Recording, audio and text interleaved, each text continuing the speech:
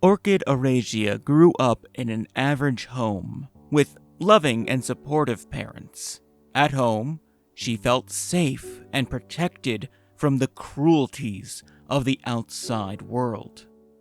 Being a Faunus was tricky enough, but having arms like hers and constantly being tired made life outside of home that much worse. It was a lot of work to be able to function with any sense of what would typically be considered normalcy, and a lot of aid that few outside of her family were interested in giving her. Young Orchid hurt so badly, but never let it show. Her family was so kind to her, protected her, and in her mind, they were already dealing with the burden that she felt she was physically, and she didn't want to feel like she was an emotional one as well. One of Orchid's escapes during this time were mathematics and puzzles. She was a whiz at them from a young age, able to find joy in solving complex equations and sharpening her spatial awareness. It got to the point where it became second nature to her, able to calculate distances, angles, speeds, and so on, almost subconsciously. This would prove very useful to her as she came into her semblance burst. It allows her to create concussive blasts with her aura within a small radius of herself. These blasts don't cause a lot of damage to really anything, usually just having the force of a good shove. But with the correct timing and the level of spatial awareness that Orchid possessed, they are incredibly useful for defense and mobility. The normally sluggish and sleepy Sloth girl uses her semblance to move her body at high speeds, able to redirect or stop herself at a moment's notice with rapid fire and consecutive bursts. Usually unable to throw a punch thanks to the physiology of her arms, she is able to utilize this power to put enough momentum behind them to give them plenty of force. And with proper timing, she's even able to redirect certain projectiles, or completely stop them with a big enough burst. With these skills, Orchid slowly became seen as a prodigy by some, and a show-off by others, as she used it frequently due to how much it improved her day-to-day functions. Still, that didn't change that many people still saw her as a liability because of her struggle to do more quote-unquote simple and menial tasks, such as using utensils, which she needs an apparatus for. Sure, she's amazing at doing pull-ups, but she can't do a single push-up without her semblance. No matter what specialities she can do, no matter how much support her family gives her, there will always be those that will look down on her, and that leaves her feeling hopeless. But that started to change when, one day, a grumpy old hunter came through town with his granddaughter. At least, that's who Orchid thought she was, though it was odd. They looked nothing alike. For one thing, the young girl, about Orchid's age, had wolf ears, while the man was a human. But that wasn't the main thing Orchid observed. What really caught her attention was that this girl had only one eye and one arm. She watched these strangers curiously. The wolf girl seemed to be adjusting to a new prosthetic, as she accidentally crushed an apple in her metallic fist. Though their circumstances were different, Orchid felt a kinship with this girl she didn't even know. But even with that fleeting feeling, she looked down at her arms, and she cursed them, as she had done countless times before. A certain resentment was slowly taking root in young Orchid's heart towards how unfair everything was around her. Even that girl had it better compared to her. She would eventually be able to use that fake arm like a normal hand. The same could not be said of her. Hey, do you got a problem with me? You've been following and staring at me all day. Orchid's head craned up. For only being about 13, the wolf girl was tall for her age, much taller than the tiny sloth. That single yellow eye peering at her with suspicion. No, I don't. Orchid wrung her claws as much as she could, nervous at being confronted like this. It's just, you looked cool.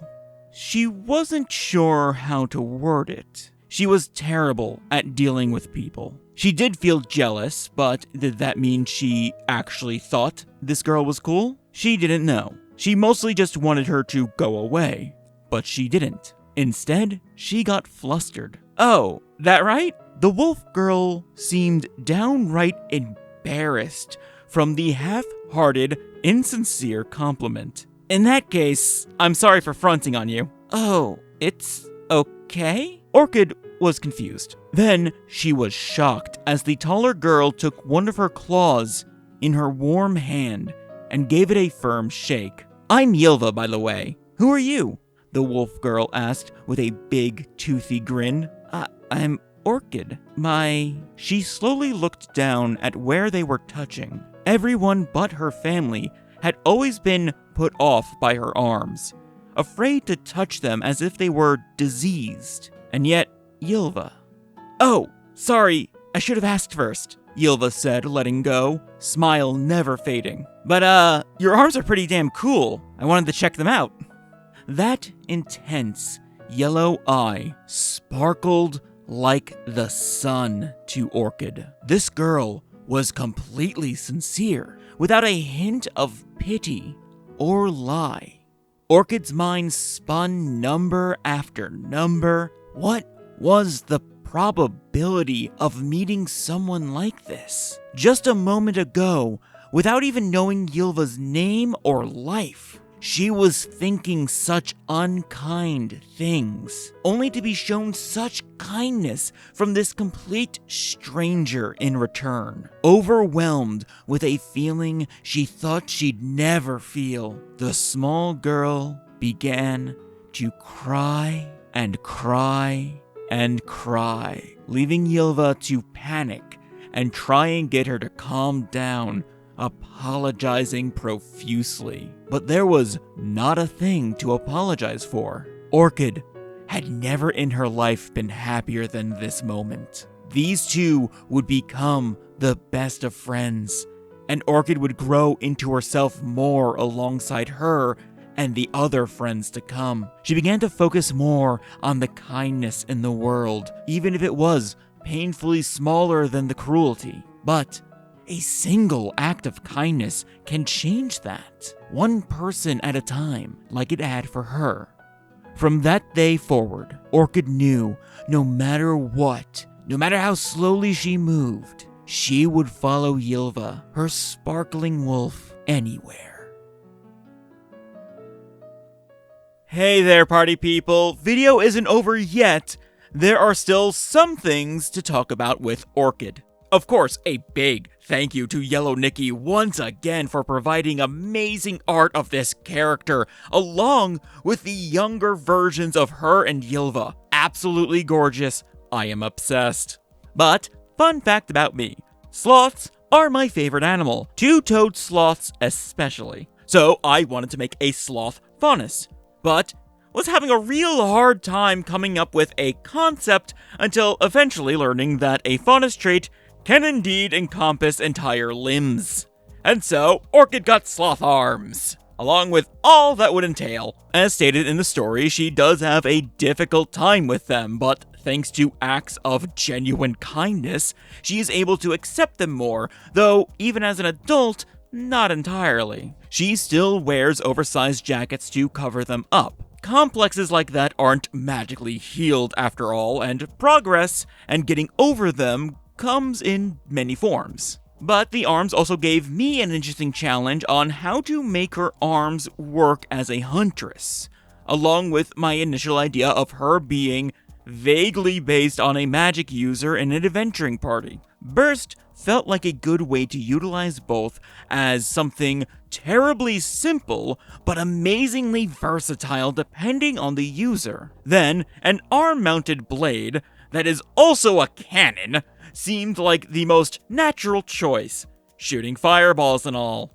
And then moving on to the name, my Greek mythology nerds in the audience likely have clued in on her name, mostly her surname, Arasia, who is the goddess of Sloth, as in the action, and guard of the court of Hypnos.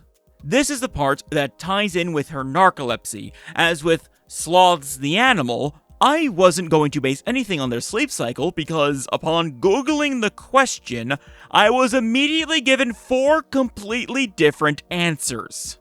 What? But for her given name, it's just her color connection. Orchids do come in many colors, but mostly we see them in pinks and light purples. I was initially going to have a deeper meaning to this, tying into Greek myth of Orcus, but upon reading that story, I opted to not do any of that for obvious reasons. And so, Orchid is just the color and nothing else. Also, I just generally needed her name to start with O, because I have decided that her and Ylva's team would be Team Yellow, a coincidence that I am sticking with.